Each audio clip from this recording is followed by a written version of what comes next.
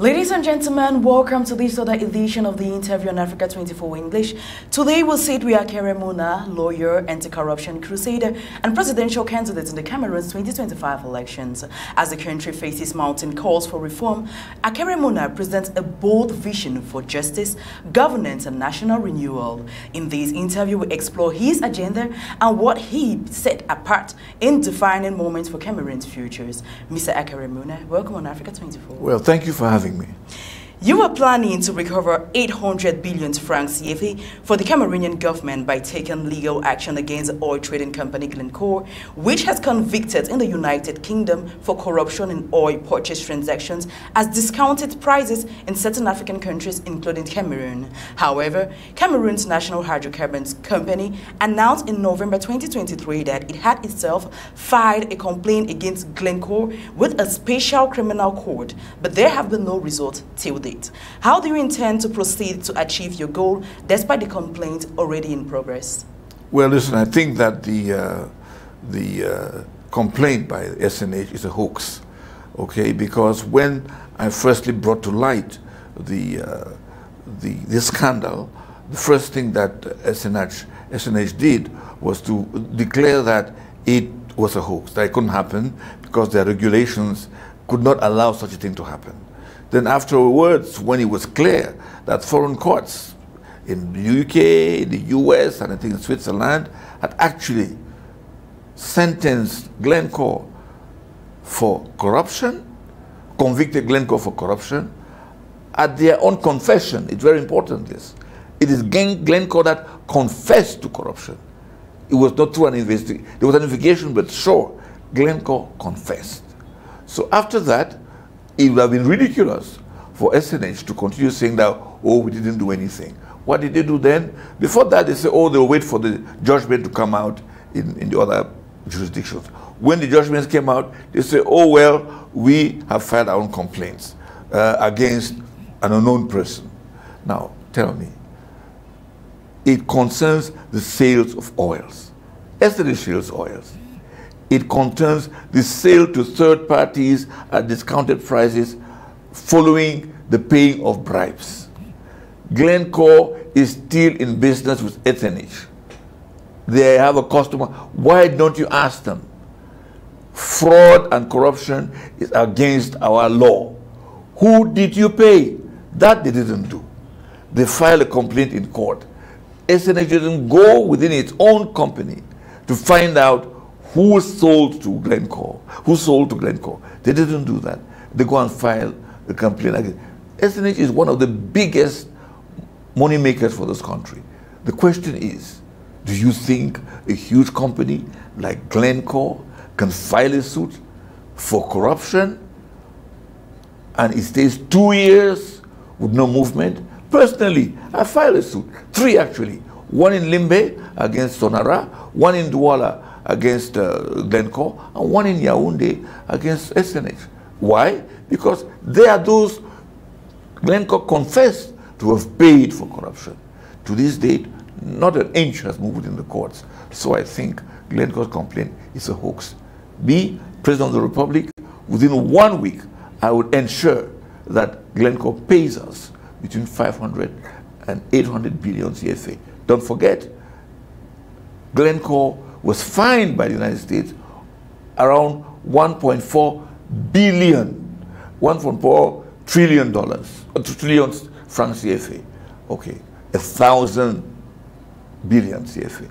They were fined in the States just because they violated their law, the Foreign Corrupt Practices Act. They violated that and they were sentenced by the American court. Americans didn't lose a teaspoon of oil. We've lost oil. Nothing is happening. Nobody is prosecuted. So I think the complaint of SNH is just a hoax.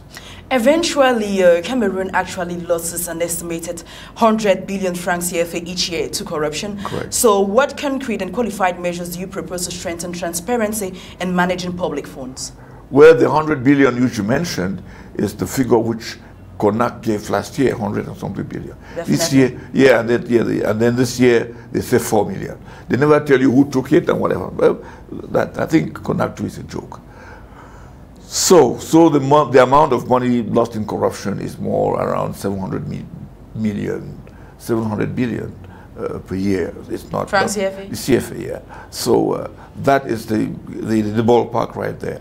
So to curb corruption, you just have to put in place a transparent system where the people can see and control. This country is being destroyed, killed by opacity. Nobody knows what happens.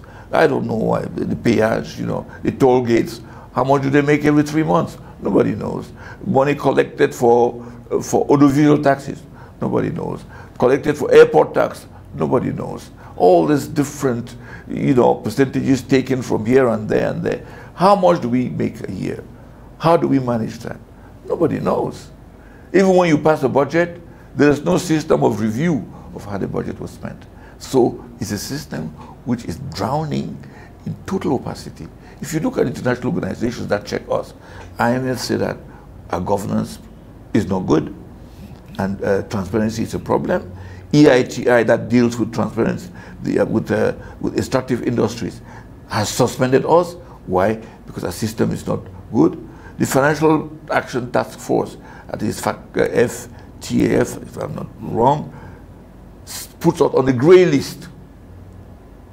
Okay? Why? Because our system in this country makes us susceptible to money laundering. Transparency International, where I was for 9 years vice chair, puts us always as in the bracket of the most corrupt countries in the world. It means we never get over 29% in marking, 29 over 100. So it is clear that we are being killed by this cancer, this canker worm of corruption, and we are doing nothing about it.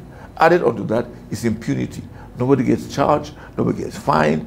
Every day, in southern France, the French company Bourbon clearly announced that it corrupted Cameroon and Niger.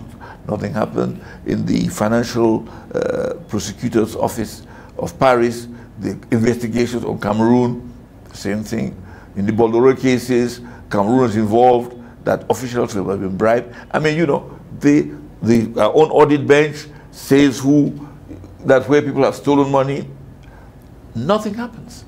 Nothing happens. So we have to put in place a system where corruption is punished, zero tolerance is punished and punished severely. And also we have the poorest management of conflict of interest, which Ghana is doing marvelous upon, where any person who receives a gift of above around 1 million CFA must declare it. Nobody says you cannot get a gift in for 100 million if you want, but you must declare it, so that somewhere down the road, if you wind up committing the government to one of these individuals, we can say, that's what it is. It was corruption in advance, that's conflict of interest. So there are things that we have to do. Declaration of assets, it is in the Constitution, and it's Article 66. It's been in the Constitution since 1966. Nobody has tried to implement it. When I was a candidate in 2018, I declared my assets. This year again, I'm going to do the same thing. I'm going to declare my assets because it's in the Constitution. And I think any other candidate who is seriously considering to run for should start by showing the way they are doing in Ghana. Cameroon is facing public debt of around 50% of GDP, according to data from the Directorate General of Budget. What are your proposals for consolidating public finances without hampering investment in infrastructure and basic social services? 50% on the face of it. We're on the low side compared to other countries. Japan, I think, is over 100%. So, but the question, the detail, that's where the trick is. When you say 50%, what was the money used for? What was it? Is it to build infrastructure? Was it to pay debts? What was it used for? That's the first thing. And what part of this money is concessional debts or commercial debts? Which is which? Because commercial debts are always a higher percent. Cameroon is classified as a very high risk, political risk country.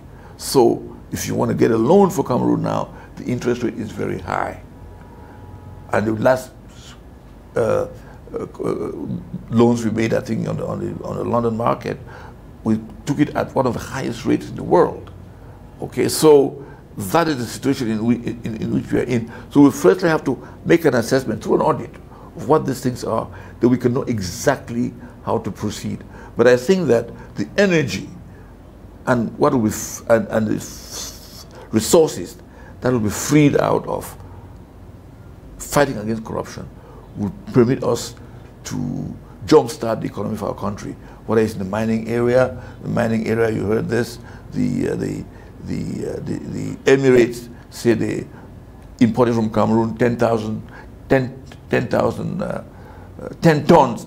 tons of gold, and we say we exported 4 tons. So there are many things like that. That's when it comes to timber, we under-declare our timber exportations towards China. When you take the figures from China, they're way higher than what we say. So I'm saying all these little holes and projects and programs for this and that produce nothing will be shut down, and that will free up resources to be able to drive our economy without going to debt. Akere Muna, do you actually believe in the concept of debt cancellation, like from major countries like China, who were come in at some point and say, okay, you're heavily indebted, we cancel these debts and cancel the other one? Do you think these debts are really being cancelled without any other profitable advantages behind them? Well, in most cases, they will cancel that and then get you indebted again.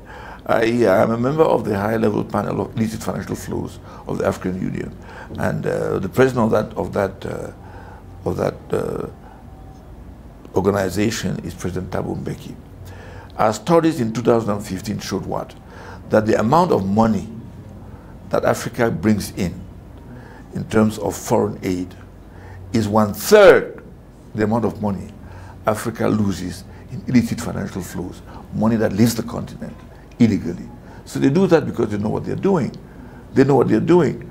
But it is clear that for us to start, it is important that some of these debts, they know how they were contracted, on fair basis, with certain officials who just close their eyes, which is the reason why you have this litigation about debts that are really called vulture funds, because that you don't pay and the interest just increase, and the government come and say, how the hell, where did this money go to? So I think in those cases, it will be very important to see what can be. If you look at the countries of the Eastern Africa, a lot of them are really in a tough space with certain national companies and others, even radio stations taken over by the Chinese government. I think that we have to be able to revalue all of that, to know exactly what to do. But of course, certainly, and directly to your question, these debts that were contracted under very, very, very dubious circumstances must be cancelled. Young people represent more than 60% of the Cameroonian population. What specific initiatives do you propose to address the challenges of employment, vocational training, and entrepreneurship amongst young Cameroonians? Well, I think that you have to step back a bit. We have to have a system of education which is in adequation with the job market. This is disjuncted. There's no way you can really say that, well, if you do this, you come out, you definitely do that. Where you have a hint of that is in government institutions, some of these schools like Polytechnic and QUS and ENAM and all that, and sometimes IRIC.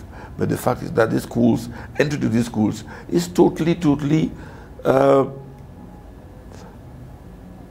it's not correct. It's inequitable. Those who go there go through by names of the fathers, by bribery and stuff like that. It's crazy. In Aidio's time, before you went in one of these schools, your father was minister or something like that, it was almost impossible. You can go and look at the list of ministers way back. This is Yusuf Odo, or Rumsar Chinai, or who have you. You find out how many of their children went to ENAM. Very, very, almost inexistent. But now, how many ministers have children who are prefects? How many magistrates have their children who are magistrates? So, from that point of view, we have to make sure that merit, there is reward for effort, and that merit matters. Meritocracy is important because the first easy way to classify people. That's the first thing. Now, when it goes to practical measures, for those who are already out there. We have to figure means to make them start up their business. They can't go to a bank because they'll ask them for guarantee, or somebody coming to guarantee them, or collateral. That's rather difficult. So the government should put in place a real system of getting them to start. And again, from the funding from Glencore, which I intend to get, we can easily start up with a capital of 100 billion to make sure that we can assist the youth to start up in life. How do you do that? They wouldn't have to give a guarantee. You will say, well, it has happened before. Yes, FOGAP went down, SCB went down, BCD went down, Credit Agricole went down. Now you have the Petite et Moyenne Entreprise, Small and Medium Bank, is going down. Go and look at the list of debtors. Nothing to do with those who were destined for it. It's really crazy.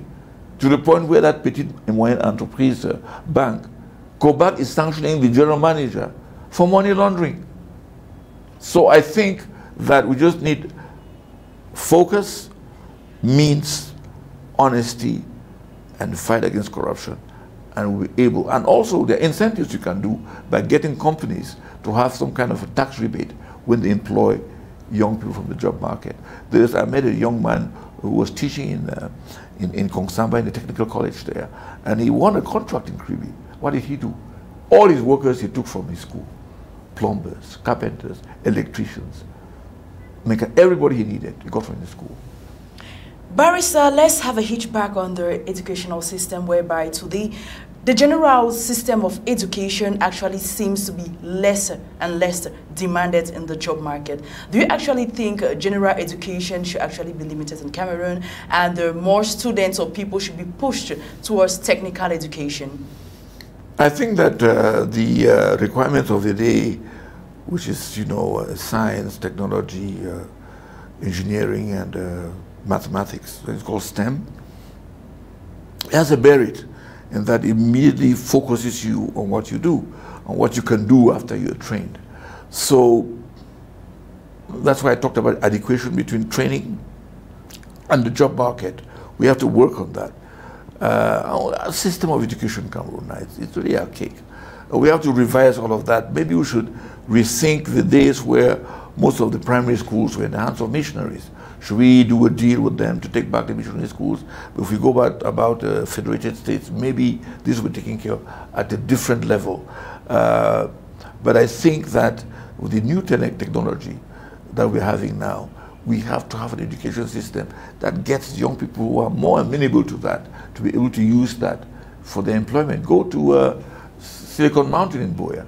There are people there who have contracts out of this country, doing the most amazing stuff, making the most amount of money just through that. What help do they have from the country? Absolutely nothing. So we have to have a country that promotes every sector and those who are helping themselves. Because the key word is what? Is reward for effort. This country should use that as its mantra, reward for effort. If you work hard, you get ahead. If you don't, tough luck. But in this country, you have the impression that those who work the least are those who go ahead. You can't build a country like that. The security crisis in the northwest and southwest regions of Cameroon, which has been plagued since 2016 by the ongoing crisis, has left 1.8 million people in need of humanitarian aid, according to the UN. You are originally from the northwest region and regularly claim to have solutions. What are these solutions you are proposing, taking into account everything that has already been done by the states? Well, the thing is that we never, the government, so to speak, has never genuinely engaged in a genuine effort, excuse the tautology, to solve the crisis. Because it is believed that at some point, by the use of force, it will. Well, since 2016 and now, it is clear that they have failed woefully. They should try dialogue. This country is allergic to dialogue. They should try genuine dialogue. And to make the dialogue better... Does it mean the 2019 dialogue was a failure? I mean, it wasn't a success. It did produce nothing. It did produce a lot of paper, documentation structures, but at the end of it, the crisis is still on. Granted, it has been diluted by bandits and other people who are using it for their own purposes, but it is clear that the government hasn't solved the problem. Many soldiers are dying, many families are losing their people are losing their property, drivers, cab drivers are losing their vehicles burned down. That's not proper. And you must have a dialogue. I had approached the Africa Forum, which is an association of former African heads of states, and I discussed with them. And I convinced them to put in place a special mechanism to try and mediate, to find a solution. They designated President Thabo Mbeki as the lead in the process. And he approached the President of Kenya for a venue. He then was Uhuru, he accepted, and the Americans at that point were hesitating about putting it, were almost ready to put in $2 million for 500 Cameroonians to go to Kenya and sit there for about a week or two and discuss about all these ills and come out with a solution, which the heads of states now, I think 5 of them, were going to fly to Cameroon and hand to President Biya. Well, as President Thabo Mbeki himself said in an interview, all that was done, but the Cameroonian government was not willing. President Biya was not willing to go through the process, which is not the first time. The Swiss tried everything, failed. The Canadian tried everything, and it failed. So there is nothing that can be shown apart from this grand national dialogue, which was put up as the solution, which has failed woefully. It's failed woefully. What do you think will be the major actors should, in case another national dialogue has to take place? All stakeholders, meaning Cameroonians, civil society, representatives of groups and all that. You started a wide process and you'll narrow down to a process that can bring results. In terms of decentralization in 2019, Cameroon adopted a general code for decentralized local authorities, which strengthened their administrative and financial autonomy by providing for the transfer of 15% of the national budget of the municipalities. What innovations does your social project intend to bring to the decentralization process compared to the initiatives already implemented? We are not going to innovate or to try and fix this. We're going to restart a different process, which is within a federal system. The federal system is the one that guarantees the security and confidence of different peoples of a country. We are not the first. Nigeria, America, Germany, South Africa, Belgium, Switzerland, Canada, and the list, Ethiopia, and we can go on, where you have this problem of different people with different cultures. That is the only way you can federate them. You know, we became federal at the same time as Tanzania, which was the federation between Tanganyika and Zanzibar. That became Tanzania. And they have 2 presidents, one in Tanzania, one in Tanganyika, one in Zanzibar. Okay? So that is the way to go. And there, the people can elect their own officials and make sure those who they elect are accountable to them. But this issue of decentralization, it was a way for the government to fend off federalism. And this started in '96. And when Anglophones mostly complained that this decentralization is not what we know, then they now came up with this idea of a special status, which was in the Constitution in 1996. And when they were now stuck in this debate of what to do, they now brought it up close to 20 years after as the solution to the problem.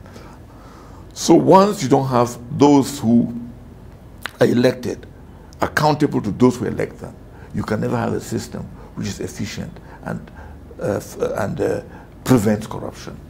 Despite strong hydroelectric potential that ranks Cameroon amongst the top trade countries in Africa in terms of potential access to electricity in the country, it arose to 72% in 2023 and less than 30% in rural areas. What is your plan to diversify electricity production capacity in Cameroon? Firstly, how do you maximize what we have? What we have resources. And the thing about this country is that it uses economic development as a political tool. And that is unfortunate. Look at now. We are close to elections and they have caterpillars and stuff everywhere. Babaju, Bamenda, they finished the road, which is a project which is like 12 years old. I think it's financed by the World Bank or the African Development Bank or by both, I can't remember. You have that going on. Go to Yaoundé, different quartiers. Actually, I went with my team to visit Mimboman, where the roads in St. Pass are so bad. There's a place they call the Great Lakes, and we walked through there. The next day, the government was there to try and put down. That's all they're doing, quickly react for political reasons. They don't think about the welfare of the people. And I bet you, after the elections, they will all disappear. So, to back to your question, that is the same thing in the sector of electricity, okay? Why are these things not at the optimum? Because the projects, when they are conceived, are seen as good resources for corruption. They are huge products, people can get huge percentages, and when they have gotten their money, they forget about the use of this.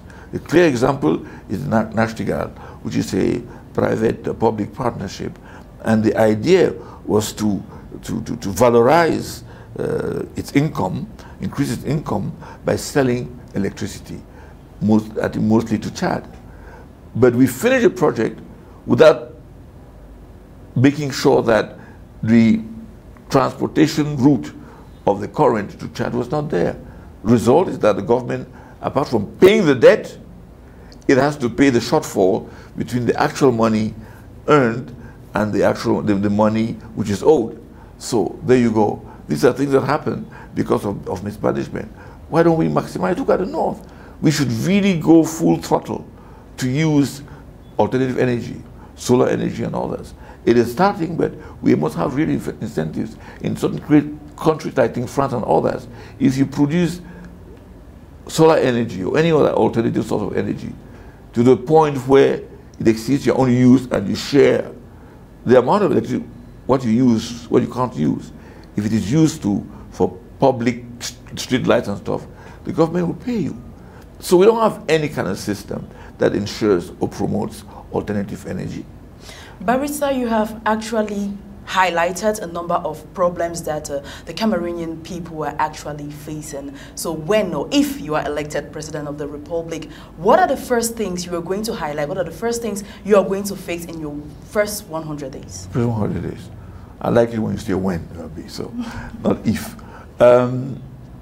I think the first leg of what I'm trying to do is that in the first 100 days, I want every Cameroonian to breathe and say, wow, this is the new dawn. We are in a new era. And what should we see? First thing, from the Glencore money, and I said 360 billion would be taken out of it, and 1 billion to every single district. Why is that? Because those districts will put together very quickly development committees, and these committees will determine exactly what are their urgent needs, so that within a month everything is mobilized to make sure that things are better in every single community. That's the first leg. The second leg is an audit, because we don't know how much we owe. I mean, look at the case of Senegal. They are discovering that what they were told they owed is way lower than what they actually owe. The IMF is actually there to help inventory the real level of debt, indebtedness of Senegal. It will be good for us to know how much we owe. I don't know. What the government says, is it viable? Would you have the Senegalese example? The third thing would be the dual nationality or multinationality. I think that there is the need for us to make the Cameroonians living abroad directly involved in a developmental process. And I think that there's capacity, there's competence, and there's the financial viability that can make sure the diasporans, Cameroonians living abroad, can really participate fully in our economy. A lot of them have other nationalities just because it's convenient. It makes their life easier. But if I know that I can just hop, if I'm Cameroonian, come home, makes it better. My principle is easy. Once a Cameroonian, always a Cameroonian. Should you decide not to be? So that again is the next angle of diaspora. The next angle, as I say, my vision is for a new republic, and you cannot go to that new republic because I'm proposing a period of transition of 5 years, after which I'll make sure elections are organized on the basis of the new constitution, and a new president will be elected, and I will leave. So it is essential, therefore, that from the get-go, we have committees already in place to be able to have a total systemic overhaul or change when necessary, constitution, electoral laws, institutions, and all that kind of stuff. That will all be put into place to make sure that we can go ahead. And also the repatriation of the remains of President Ahijo, his wife, and his daughter should be brought back to the country. I mean, it's shameful that we have our first president, you know, hosted somewhere else. It is as a resting place. So, if you add to that the fact that the things that need to be done to quickly make sure that the country can move forward, and all those things are in what I call 8 pillars. That would be the thing that will run parallel during the first 5 years before the elections. That have to do with the education, infrastructure, economic development, women's rights, youths, justice. All of that is encapsulated in 8 pillars, which I propose. Thank you, Barrister Akere Muna, for answering Africa 24's question. Well, thank you for having me. It was a pleasure. Thank you for following this special edition of the interview with Barrister Akere Muna. Ladies and gentlemen, we draw curtains. Stay tuned on Africa 24.